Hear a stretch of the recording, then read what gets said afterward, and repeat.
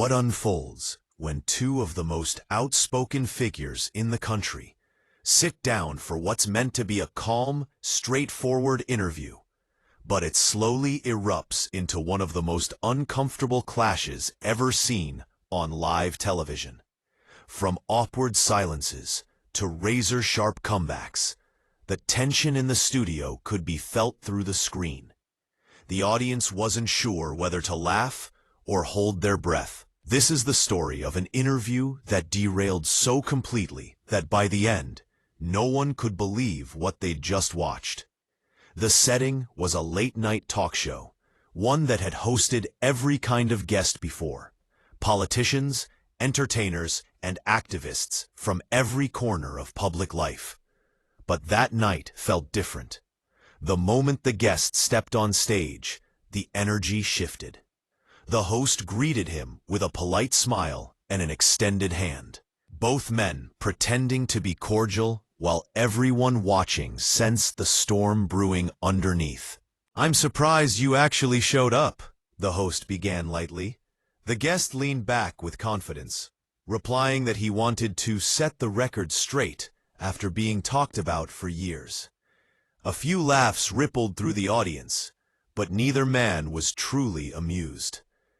The tension tightened when the host asked, "So tell me, what exactly have I said that's not true?" The guest didn't miss a beat. He accused the host of constantly undermining his success and questioning the legitimacy of his leadership. He said it wasn't comedy anymore. It was dishonesty. The audience murmured.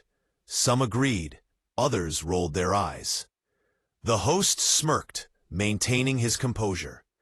He pointed out that questioning systems of power was part of his job and that he'd done so for decades, not just with this particular figure.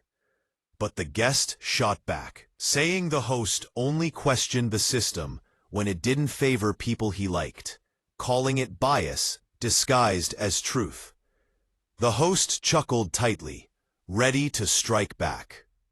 He reminded the guests that he'd spent years himself claiming the system was rigged, launching investigations that led nowhere, all while demanding others be honest. The smile faded from the guest's face as his tone sharpened. He insisted there had been widespread irregularities that nobody wanted to discuss because it wasn't politically convenient. The host raised his voice slightly, saying every audit and every court case had proven such claims baseless. "You're doing it again, repeating what's been disproven." The guest fired back instantly, saying those so-called investigations were led by people already against him, by institutions that wanted to keep the truth buried. "Come on," he added coldly, "you're smarter than that, or at least I thought you were." The host's smile faltered. The verbal chess match was no longer playful.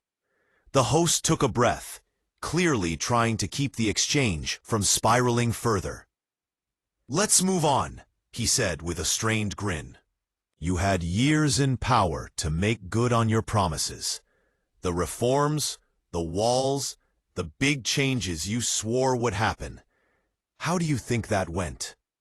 The guest straightened in his chair, seizing the chance to defend himself. He claimed he had achieved more than anyone expected, that he faced opposition from both political parties, yet still managed to strengthen the economy, reduce border crossings, and rebuild what others had broken. But the host quickly shot back, questioning the claims one by one.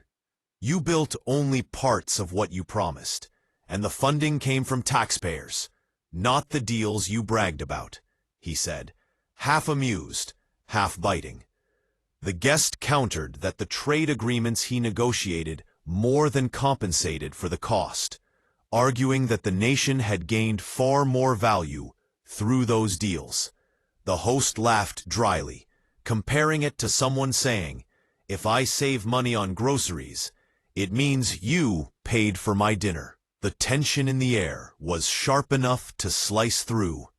The guest leaned forward, voice hardening as he lectured that trade deals fuel entire economies, that the benefits cycle back to fund major projects. The host simply shook his head, muttering, "That's creative accounting if I've ever heard it." Then came another pivot. "Let's talk about your treatment of the press," the host said, his tone more serious now. "You called journalists enemies, attacked them publicly, mocked them. Do you think that was leadership?" The guest's posture stiffened. He insisted he had only defended himself against unfair coverage, that the media had twisted his words, framed him as a villain, and spread lies non-stop. "I had to fight back," he said firmly. "I was protecting the truth." The host's expression darkened. "No, you weren't protecting the truth. You were undermining it. When you call the press the enemy, you're not just hitting back. You're telling millions of people to stop trusting anyone but you." The guest responded coldly. "Maybe that's because what they say is wrong most of the time." He brought up investigations that had consumed years of headlines, but, according to him, produced nothing. He said the media never apologized for being wrong. They just moved on to their next accusation. The host nodded slowly, clearly preparing for another strike. "You weren't cleared," he said flatly. "There were findings. There were consequences. People went to prison." The guest leaned forward again, his tone low and sharp. "They went to prison for things unrelated to me, technicalities from years before they even met me. The whole thing was a witch hunt." The host sat back, eyebrows raised, clearly unimpressed. "Then tell me this," he said. "When does the fighting stop? You're not campaigning anymore, yet it's attack after attack every day. At what point do you move on?" The guest smiled thinly, eyes glinting. "You don't get it. This isn't about grudges. It's about principles. When people lie about you, you fight back. Always." The host sighed, tilting his head. "That's the problem," he replied. "You see criticism as an attack. You can't take disagreement without declaring war." The guest fired back, saying he could handle honest criticism, but not fabrications designed to destroy him. The host leaned in, voice rising. "You talk about lies, but you've been fact-checked more than anyone alive. Thousands of false claims, and every time you call the fact-checkers biased. At what point do you take responsibility?" The guest waved his hand dismissively. "Fact-checkers pick sides. They twist my words, ignore the lies from the other side, and call it truth. The system's rigged, just like everything else." The host laughed bitterly. "Convenient," he said. "So when the courts rule against you, they're corrupt. When the media reports something you don't like, they're biased. Everyone's wrong but you." The guest's voice dropped low. "Dangerous. I take responsibility for what's real, not for what's fabricated by people who've wanted me gone from day one." The studio had gone completely silent.